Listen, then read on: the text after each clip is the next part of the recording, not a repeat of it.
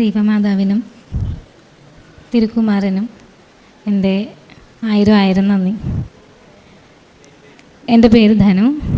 ഞാൻ പള്ളുരുത്തിയിൽ നിന്ന് വരുന്നു.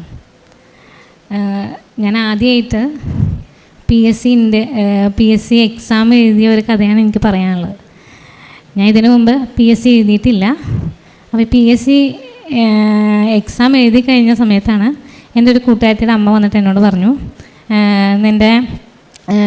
നിനക്ക് വിശ്വാസം ഉണ്ടെങ്കിൽ എൻ്റെ കൂടെ ഒരു സ്ഥലം വരെ വരണമെന്ന് പറഞ്ഞു. ഞാൻ ചോദിച്ചാൽ എന്താ കാര്യം എന്ന് ചോദിച്ചപ്പോഴത്തേക്ക് എന്നോട് ഇങ്ങനെ കുറച്ച് കാര്യങ്ങളൊക്കെ പറഞ്ഞു തന്നു. അപ്പോൾ എനിക്ക് ക്രിസ്ത്യൻ വിശ്വാസങ്ങളോടൊക്കെ എനിക്ക് ഭയങ്കര ഒരു അറ്റാച്ച്മെൻറ്റ് ഉണ്ടായിരുന്നു. എനിക്ക് വചനങ്ങളോടൊക്കെ ഇച്ചിരി താല്പര്യമൊക്കെ ഉണ്ടായിരുന്നു. അപ്പോൾ എന്തെങ്കിലുമൊക്കെ കാര്യങ്ങൾ പണ്ട് തന്നെ വരുമ്പോൾ ഈ വചനങ്ങൾ എടുത്തു വെച്ച് നോക്കുന്നൊരു പരിപാടിയൊക്കെ എനിക്കുണ്ടായിരുന്നു. അപ്പോൾ എലിസബത്ത് ആൻറ്റി പറഞ്ഞതിൻ്റെ ആ ഒരു ഇതിൽ ഞാൻ സത്യം പറഞ്ഞിട്ടുണ്ടെങ്കിൽ ആദ്യം വരണോ വേണ്ടയോ എന്നുള്ളൊരു ചിന്തയൊക്കെ ഉണ്ടായിരുന്നു. അതിനുശേഷം ഞാനിവിടെ വന്നു. അപ്പോൾ ഈ എക്സാം എഴുതാൻ എനിക്ക് ആദ്യം ഭയങ്കര ബുദ്ധിമുട്ടുകളായിരുന്നു. കാരണം വീട്ടിലാരും ആക്സെപ്റ്റ് ചെയ്യുന്നില്ല. ഇത്രയും പ്രായമായി, ഇത്രയും നാളായി, പഠിത്തം ഇത്രയും നാളായിട്ടും പഠിത്തം തന്നെയാണ്. അപ്പോൾ എല്ലാവർക്കും എന്തോ ഒരു നമ്മൾ പഠിക്കാൻ കയറിയത് ബാക്കിയുള്ളവർക്കൊരു ബാധ്യതയായ പോലെ. വീട്ടുകാരാണെങ്കിലും അല്ല, അവരെ കുറ്റം പറഞ്ഞിട്ട് കാര്യമില്ല. കാരണം വീട്ടിലെ സ്ഥിതി അതാണ്. ഒരാൾ ജോലിക്ക് പോയാൽ അത്രയും ഉപകാരമെന്ന് അച്ഛനമ്മമാർ തീരുമാനിക്കുന്ന ആ ഒരു ടൈമാണ് എനിക്കും. വീട്ടുകാരെല്ലാവരും ആ ഒരു രീതിയിലായിരുന്നു. അപ്പോൾ ഇനി എക്സാമുകൾ എഴുതി വെറുതെ സമയം കളയണ്ട, വേറെ എന്തെങ്കിലും ജോലിക്ക് എന്നുള്ള ആ ഒരു ചിന്തകളായിരുന്നു അവർക്കെല്ലാം. ഞാൻ പറഞ്ഞു എനിക്ക് PSC എഴുതിയാലേ പറ്റുള്ളൂ. അപ്പോൾ അതിനു മുമ്പ് വേറെ കുറേ ഫാഷൻ ഡിസൈനിങ് അത് ഇത് എന്നൊക്കെ പറഞ്ഞ് കുറേ സമയം കളഞ്ഞായിരുന്നു. പിന്നെയാണ് ഈ PSCയിലേക്ക് വരുന്നത്. ഇത് എഴുതി കഴിഞ്ഞ് ഇവിടെ വന്ന് ഉടമ്പടി എടുത്തു. ഞാൻ നിയോഗം ഇത് കിട്ടണം എന്ന് പറഞ്ഞു വെച്ചു. അമ്മയോട് ഞാൻ പറഞ്ഞ് പ്രാർത്ഥിച്ചു. എപ്പോഴും എല്ലാവരും ഇപ്പോൾ കളിയാക്കും. വീട്ടുകാരാണെങ്കിലും അതെ, ഫ്രണ്ട്സ്, അതേപോലെ കൊളീഗ്സ് എല്ലാവരും പറയുന്നത്, പിന്നെ ലക്ഷക്കണക്കിന് ആൾക്കാർ എഴുതുന്നുണ്ട്, ആദ്യമായിട്ട് നീ PSC എക്സാം എഴുതാൻ പോയിട്ട് നിനക്കിപ്പോൾ തന്നെ കിട്ടും എന്നുള്ള രീതിയിലാണ് പറഞ്ഞത്. ഇല്ല, മനസ്സിനൊരു വിശ്വാസം വീണ്ടും വരുത്തിയിട്ട് ദൈവം നമ്മുടെ പക്ഷത്തുണ്ടെങ്കിൽ ആരും നമുക്കെതിരെ നിൽക്കും. ആരെന്ത് പറഞ്ഞാലും ഈ ഒരു വചനം മാത്രം, ദൈവം നമ്മുടെ പക്ഷത്തെങ്കിൽ ആരും നമുക്കെതിരെ നിൽക്കും. ചിലപ്പോൾ ശരിക്കും സങ്കടമൊക്കെ വരും. അപ്പോഴും ചെന്നിട്ട് ഓടിച്ചെന്ന് ചെറിയൊരു രൂപം ഞാൻ വാങ്ങിച്ചിട്ടുണ്ടായിരുന്നു. റൂമിൽ വെച്ച് പ്രാർത്ഥിക്കും. അപ്പോൾ അതിൻ്റെ മുമ്പിലിരുന്നിട്ട് ചിലപ്പോൾ കരച്ചിൽ വരും. ഞാൻ ആരോടും കാണിക്കാറില്ല അത്. പുറത്ത് ഞാൻ കരഞ്ഞ് കാണിച്ചിട്ട് കാര്യമില്ല എന്ന് എനിക്കറിയാം. കാരണം നമ്മൾ കരയുന്നത് കാണാൻ ആഗ്രഹമുള്ള ആൾക്കാരാണ് ചുറ്റിനുമുള്ളത്. ആ സമയം ഞാൻ ദൈവത്തിനോട് പ്രാർത്ഥിച്ച് കഴിഞ്ഞപ്പോഴത്തേക്കും അതിൻ്റെ റിസൾട്ട് എന്ന് പറയുന്നത് എനിക്കിത് അഡ്വൈസ് മെമ്മോ കിട്ടിയെന്നുള്ളതാണ്. അതും ആദ്യത്തെ എൻ്റെ PSC എക്സാം ആയിരുന്നു. അതിൽ 6ാമത്തെ റാങ്കിൽ എനിക്ക് എത്താൻ കഴിഞ്ഞു. വിശ്വാസത്തോടു കൂടിയുള്ള പ്രാർത്ഥന എല്ലാവർക്കും അവരവരുടെ ആഗ്രഹങ്ങൾ നിറവേറ്റാനുള്ള ഒരു വഴി കൂടിയാണ് എന്ന് എനിക്ക് അതോടുകൂടി എനിക്ക് മനസ്സിലായി. വളരെയധികം നന്ദിയുണ്ട് എല്ലാവരോടും. എനിക്ക് വാക്കുകൾ പറയാൻ കിട്ടുന്നില്ല ഇത് പറയുമ്പോഴത്തേക്കും. എന്ത് പറയണമെന്ന്, കാരണം ഞാൻ ചിന്തിച്ചതിലും അപ്പുറമായിട്ട്, കാരണം ഇത്രയും എല്ലാവരുടെയും എക്സാം എഴുതുന്ന സമയത്തും അല്ലാണ്ടുമൊക്കെ ഒരുപാട് പഠിക്കാൻ പോലുമുള്ള ഒരു മനസ്സെനിക്ക് കിട്ടിയിട്ടുണ്ടോയെന്ന് ചോദിച്ചിട്ടുണ്ടെങ്കിൽ എനിക്കറിയില്ല. പക്ഷേ തോറ്റു പോവില്ല എന്ന് ആരോ ഇങ്ങനെ വിളിച്ച് പറയുന്ന പോലെ, നീ തോൽക്കില്ല, നിനക്ക് കിട്ടും എന്നുള്ള ഒരു ഇത് ആരോ മനസ്സിലിരുന്ന് ഇങ്ങനെ തരുന്ന പോലെ. അപ്പോൾ ഓരോ ദിവസം കഴിയും തോറും അഡ്വൈസ് വരുന്നുണ്ട് എന്നൊക്കെ പറയുമ്പോഴത്തേക്കും ഞാനിങ്ങനെ വന്നിട്ട് പ്രാർത്ഥിക്കും, ദൈവമേ ഇങ്ങനെ അഡ്വൈസ് വരുന്നുണ്ട് കേട്ടോ, അപ്പോൾ എനിക്ക് കിട്ടണേ എന്ന് പറഞ്ഞ് ഞാൻ പ്രാർത്ഥിച്ചിട്ട് പോകും. പക്ഷെ അതേപോലെ തന്നെ അതും ആലപ്പുഴയിൽ എനിക്ക് ജോലി കിട്ടാമെന്ന് വെച്ചിട്ടുണ്ടെങ്കിൽ അത് എന്നെ സംബന്ധിച്ച് മാതാവിൻ്റെ അനുഗ്രഹം തന്നെയാണ്. അതുമാത്രമല്ല, എൻ്റെ ഇൻ്റർവ്യൂ എന്ന് പറയുന്നത് അതും ഭയങ്കര മിറാക്കിളായിരുന്നു.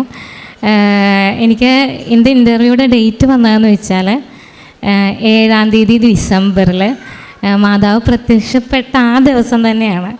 അപ്പോൾ അതും എനിക്ക് വല്ലാണ്ട് എനിക്കൊരടുപ്പായി.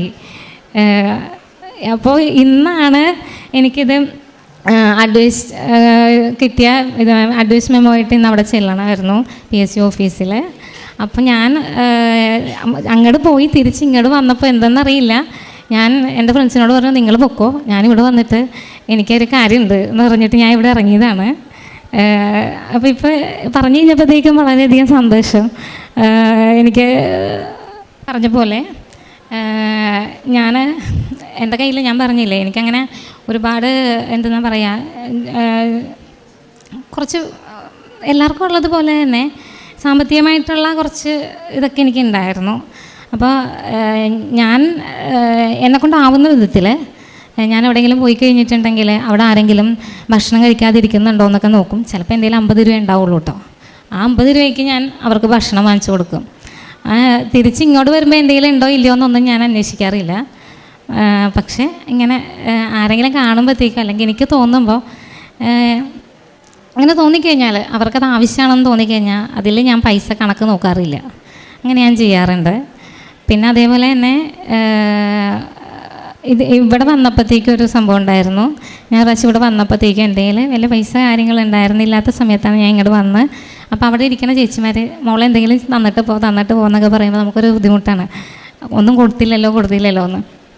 തിരിച്ച് വീട്ടിലേക്ക് പോകാനാകെ 50 രൂപ കയ്യിലുണ്ട്, പിന്നെ ഒരു 100 രൂപ കയ്യിലുണ്ട്. ഞാൻ അവിടെ ഇന്ന് വെച്ചാൽ 2 ചേച്ചിമാർ, ഒരു ചേച്ചിക്ക് ഞാൻ പൈസ കൊടുത്തു, പിന്നെ 10ൻ്റെ ആയിരുന്നു, അതൊക്കെ എണ്ണിപ്പെറുക്കി കൊടുത്തു. അത് കഴിഞ്ഞിട്ട് ഒരു അമ്മാമ്മ ഒരു ടിക്കറ്റ് എടുക്കും മോളെ എന്ന് പറഞ്ഞു. ഞാൻ ടിക്കറ്റ് എടുക്കാറില്ല എന്ന് പറഞ്ഞ് ഞാൻ ഒഴിവാക്കി വിട്ടു. പിന്നെ ഞാൻ ഓർത്തു പാവം കൊടുത്തേക്കാം എന്ന് വിചാരിച്ചിട്ട് ഞാൻ ആ പൈസ പുള്ളിക്ക് കൊടുത്ത് ഞാൻ അവിടെ നിന്ന് ടിക്കറ്റ് വാങ്ങിച്ചു. അത് കഴിഞ്ഞപ്പോഴത്തേക്കുമാണ് ഞാൻ വീട്ടിലേക്ക് ചെന്നപ്പോൾ എൻ്റെ മോൻ എന്നോട് പറഞ്ഞു, അമ്മ ട്യൂഷൻ ഫീസ് അടക്കാനായിട്ട് ടീച്ചർ പറഞ്ഞിട്ടുണ്ടെന്ന്. അപ്പോൾ എന്നെ ഞാൻ നോക്കുമ്പോൾ കുറേ 1 രൂപ മാത്രമേ ഉള്ളൂ എൻ്റെ കയ്യിൽ. ഞാൻ ഒന്നും മിണ്ടിയില്ല. ഞാൻ പറഞ്ഞു, മോനെ നമുക്ക് അടക്കാട്ടാ എന്ന് പറഞ്ഞ് മാറിയെന്ന്. വൈകുന്നേരം പ്രാർത്ഥിക്കുന്ന സമയത്ത് എന്നോട് ആരോ പറയണം, ടിക്കറ്റ് എടുത്ത് നോക്കുമെന്ന്. അങ്ങനെ പ്രാർത്ഥന കഴിച്ചപ്പോൾ ഞാൻ ഓർത്തു, ഞാൻ അപ്പം അങ്ങനെ ടിക്കറ്റ് എടുത്താൽ നോക്കാറില്ലാത്ത ഒരാളാണ്. ഞാനങ്ങനെ നമ്മൾ കഷ്ടപ്പെട്ടുണ്ടാക്കാത്ത പൈസ നമ്മൾ ആഗ്രഹിച്ചിട്ട് കാര്യമില്ലല്ലോ, അതുകൊണ്ട് ഞാനത് ശ്രദ്ധിക്കാറില്ല. പക്ഷേ അന്ന് ചിലപ്പോൾ എൻ്റെ ബുദ്ധിമുട്ട് കാരണമാണോ എന്താണെന്ന് എനിക്കറിയില്ല, ഇങ്ങനൊരു സംഭവം ഉണ്ടായി. ഞാൻ ടിക്കറ്റ് എന്നോട് നോക്കുമെന്ന് പറയണ കൊണ്ടിട്ട് ഞാൻ അതെടുത്ത് നോക്കി വന്നപ്പോഴത്തേക്കും 2000 രൂപ അടിച്ചേക്കണം. വെറുതെ 50 രൂപ കൊടുത്തിട്ട് ഞാനത് നോക്കാണ്ട് പോയ സാധനം 2000 രൂപ കിട്ടിയപ്പോഴത്തേക്ക് എനിക്ക് കിളി പോയി. അപ്പോൾ അങ്ങനെയുള്ള കുറേ കാര്യങ്ങൾ എൻ്റെ ലൈഫിലുണ്ടായിട്ടുണ്ട്. ഈശോയ്ക്കും മാതാവിനും എൻ്റെ 1000 നന്ദി. ഇവിടെ ഇരിക്കുന്ന എല്ലാവരുടെ ആഗ്രഹങ്ങൾ ഈശോയും മാതാവും സാധിച്ചു തരുമെന്ന് ഞാൻ വിശ്വസിക്കുന്നുണ്ട്. അപ്പോൾ താങ്ക് യു. പരിശുദ്ധ അമ്മയുടെ മധ്യസ്ഥതയിലൊരു ഗവൺമെൻറ് ജോലി ലഭിച്ചതിൻ്റെ സാക്ഷ്യമാണ്. അപ്പം സാക്ഷ്യം പറയുന്നുണ്ട്, അതിലേറ്റവും അവസാനത്തൊരു നിയോഗമായിട്ടാണ് ഇത് വെച്ചതെന്നാണ് പറയുന്നത്. അപ്പം അതായത് സാധ്യതയൊന്നുമില്ല, പക്ഷേ സാഹചര്യത്തിൻ്റെ നല്ല സമ്മർദ്ദം ഉണ്ടായിരുന്നു എന്നുള്ളത് സാക്ഷ്യത്തിൽ നിന്ന് വ്യക്തമാണ്. അതിപ്പം അവസാനം പറഞ്ഞ കാര്യങ്ങളിലാണെങ്കിൽ പോലും അത് വ്യക്തമാണ്. അപ്പം നമ്മൾ ഈ ഉടമ്പടിയുടെ യാത്രയിൽ നമ്മളെപ്പോഴും വളരെ ശ്രദ്ധിച്ച് നിൽക്കേണ്ട ഒരു മേഖലയെന്ന് പറയുന്നത്, നമുക്ക് നൽകിയിരിക്കുന്ന ജീവിതത്തിൻ്റെ സാഹചര്യവും അനുസരിച്ച് ദൈവനാമത്തിൽ നമ്മൾ നന്മകൾ ചെയ്തു പോകണം എന്ന് ദൈവം ആഗ്രഹിക്കുന്നതാണ് എന്നുള്ളത് സുവിശേഷം വായിക്കുമ്പോൾ തന്നെ വ്യക്തമാണ്. അത് വിശുദ്ധ പൗലോസ് അപ്പോസ്തലൻ്റെ ലേഖനത്തിലൊക്കെ എഴുതിയിട്ടുണ്ട്. അല്ലെങ്കിൽ അപ്പോസ്തല പ്രവർത്തനങ്ങളിൽ കർത്താവിനാണ്, സ്വർണ്ണമോ വെള്ളിയോ എൻ്റെ പക്കലില്ല, എൻ്റെ കയ്യിലുള്ളത് ഞാൻ നിങ്ങൾക്ക് നൽകുമെന്ന് പറഞ്ഞ് സൗഖ്യപ്പെടുത്തുന്ന കാര്യമൊക്കെ പറയുമ്പോഴും നമ്മുടെ കയ്യിൽ എന്താണോ ഉള്ളത് അത് മറ്റുള്ളവർക്ക് നൽകണമെന്നുള്ള, ഏറ്റവും പ്രധാനപ്പെട്ടത് ദൈവത്തിൻ്റെ അനുഭവം നൽകണമെന്നുള്ളത് വചനത്തിൻ്റെ വെളിച്ചത്തിലുള്ള വലിയൊരു സത്യമാണ്. ഈ മകളെ സംബന്ധിച്ചിടത്തോളം നേരത്തെ തന്നെ എവിടെ നിന്നോ ഒരു വചനമൊക്കെ വായിക്കാനോ അല്ലെങ്കിൽ കേട്ട് പരിചയമുണ്ട്.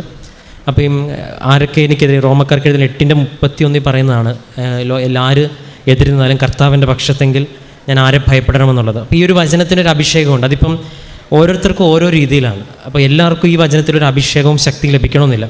അതുകൊണ്ടാണ് വിശുദ്ധ ഗ്രന്ഥ പാരായണം നമ്മൾ അത്യാവശ്യമാണെന്ന് പറയുന്നത്. കാരണം നമ്മളൊരു 2-3 അധ്യായം വായിക്കുമ്പോൾ അത് ചിലപ്പോൾ ഒരു സെൻറ്റൻസ് ആയിരിക്കും ചിലപ്പോൾ നമുക്ക് നമ്മുടെ ജീവിതത്തിൽ എന്തോ ഒരു കൃപ നൽകുന്നത്. അത് വചനത്തിൻ്റെ ഒരു ശക്തിയാണ്. അതിപ്പോൾ ആര് വായിച്ചാലും, അത് ക്രിസ്ത്യൻസ് ഒന്നോ അങ്ങനെ ഒന്നുമില്ല, അത് പ്രാർത്ഥനാപൂർവ്വം ആര് വായിച്ചാലും ദൈവം സംസാരിക്കാൻ ആഗ്രഹിക്കുന്നുണ്ടെങ്കിൽ നിങ്ങൾക്ക് അതിനകത്തൊരു നോട്ട് കിട്ടും. അപ്പോൾ ദൈവത്തിൻ്റെ ഒരു സാന്നിധ്യം ഇന്ന് ഏറ്റവും അധികം അനുഭവിക്കുന്ന ഫസ്റ്റ് പ്രയോറിറ്റി എന്ന് പറയുന്നത് വിശുദ്ധ ഗ്രന്ഥമാണ്. അല്ല, ദൈവം നമ്മളോട് നേരിട്ട് സംസാരിക്കാൻ ദൈവത്തിന് സാധിക്കും. പക്ഷേ ആ സംസാരിച്ച വാക്കുകളെ ആദ്യം പരിചയമുണ്ടെങ്കിൽ ദൈവത്തിനത് വളരെ എളുപ്പമാണ്. അത് മറ്റുള്ള സാക്ഷ്യത്തിൽ നിങ്ങൾ പരിശോധിച്ചാൽ മതി. കണ്ണടച്ചപ്പോൾ എനിക്ക് ഈ വചനം തുറക്കാൻ തോന്നി, കണ്ണടച്ചപ്പോൾ എനിക്ക് ഈ വചനം നൽകി, ഞാൻ വിശ്വസിച്ചത് ഈ വചനം കിട്ടി. അപ്പോൾ ദൈവം സംസാരിക്കാനായിട്ട് ആഗ്രഹിക്കുന്നത് ഏറ്റവും പ്രധാനപ്പെട്ടത് വിശുദ്ധ ഗ്രന്ഥത്തിലൂടെയാണെന്നുള്ള കാര്യം നമുക്ക് എല്ലാവർക്കും അറിയാവുന്നൊരു സത്യമാണ്. അപ്പോൾ ഈ വിശുദ്ധ ഗ്രന്ഥത്തിനോട് ഒരാൾ അടുക്കുമ്പം ദൈവത്തിന് സംസാരിക്കാനും വളരെ എളുപ്പമാണ്. ഒരു പക്ഷേ ആ വചനം നിങ്ങൾക്ക് വെളിപ്പെടുത്തി തരികയോ ദൈവത്തിൻ്റെ ഹിതം എന്താണെന്ന് തിരഞ്ഞെടുക്കുവാനായിട്ട് നിങ്ങളെ സഹായിക്കുകയോ ചെയ്യും. അതിപ്പം എല്ലാ സാക്ഷ്യങ്ങളും പരിശോധിച്ചു. ഒരു പക്ഷേ ബൈബിളിനെക്കുറിച്ച് അറിയാത്തവരോട് പോലും കർത്താവ് വചനം വെളിപ്പെടുത്തി എന്നുള്ള സാക്ഷ്യങ്ങളുണ്ട്. നീ പോയി ബൈബിൾ എടുത്ത് ലൂക്കാതുമ്പോൾ അവർ വിളിച്ചു ചോദിക്കുന്നത് ഏത് വചനമാണ്. അപ്പം അങ്ങനെ ദൈവം ഈ ഒരു വിശുദ്ധ ഗ്രന്ഥത്തെ ആശീർവദിക്കാൻ എല്ലാവരും, അതുകൊണ്ട് തന്നെയാണ് ഉടമ്പടിയിൽ ക്രിസ്തീയ പശ്ചാത്തലത്തിലുള്ള അരമണിക്കൂർ ബൈബിൾ വായിക്കണം എന്ന് പറയുന്നതിന് നിർബന്ധം. ഒരുപക്ഷെ എല്ലാവരും അത് വായിക്കുന്നുണ്ടെങ്കിലും പിന്നീട് ഏറ്റവും അവസാനം വ്യക്തിപരമായിട്ട് മാതാവുമായിട്ട് വലിയൊരു ബന്ധമുണ്ട്. ആ ബന്ധത്തിൽ നിന്നാണ് സംസാരിക്കുന്നതെന്ന് സാക്ഷ്യം കേൾക്കുന്നത് നമുക്ക് എല്ലാവർക്കും വ്യക്തമാണ്. അപ്പോൾ ദൈവം നമ്മളൊരു നിയോഗത്തെ മുൻപോട്ടെടുത്ത് വെക്കുമ്പോൾ ദൈവം നമ്മുടെ സാഹചര്യങ്ങളെ പരിഗണനയ്ക്കെടുക്കും. അപ്പോൾ നമുക്കറിയാം സാഹചര്യം പഠിക്കുവാനും നമ്മുടെ ജീവിതത്തിൻ്റെ സാഹചര്യങ്ങളെല്ലാം പരിഗണിച്ചതിന് ശേഷമാണ് പിന്നെ നമ്മുടെ ആത്മാർത്ഥത. അത് അച്ഛൻ എപ്പോഴും പറയുന്നത്. അപ്പോൾ നമുക്ക് ലഭിച്ചത് എന്താണോ അത് കൊടുക്കുവാനും നമുക്ക് ലഭിച്ച സാഹചര്യത്തിൽ മാതാവിനെ ഈശോനെ മുറുകെ പിടിക്കാനും ശ്രമിക്കുമ്പം ദൈവം ഒന്നും തന്നില്ലെങ്കിലും മുന്നോട്ട് പോകാനായിട്ട് നമ്മൾ സുവിശേഷത്തിൽ വായിക്കുന്ന പോലെ തളർന്ന് വീഴാതിരിക്കാനായിട്ട് എന്തെങ്കിലും ഒരു അപ്പം നമ്മുടെ ജീവിതത്തിൽ ദൈവം അനുഭവമായിട്ട് തരും. ചിലർക്കത് സ്വപ്നമായിരിക്കും, ചിലർക്ക് ദർശനമായിരിക്കും, ചിലർക്ക് ഇതുപോലെ വ്യക്തമായിട്ടൊരു ഉത്തരമായിരിക്കും. വേറെ പ്രത്യേകിച്ച് ഈ മകൾക്ക് നൽകിയ ദൈവാനുഭവത്തെ പ്രതി നമുക്ക് കരങ്ങളടിച്ച് ദൈവത്തിന്